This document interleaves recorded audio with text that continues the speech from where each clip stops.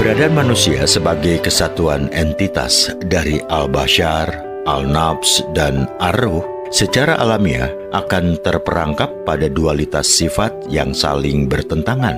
Al-bashar dengan dorongan an-nafs yang berada dekat dengannya cenderung ke arah sifat-sifat duniawi yang materialistik, sedangkan ar-ruh cenderung melepaskan segala pengaruh duniawi yang materialistik untuk hanya kembali kepada Allah.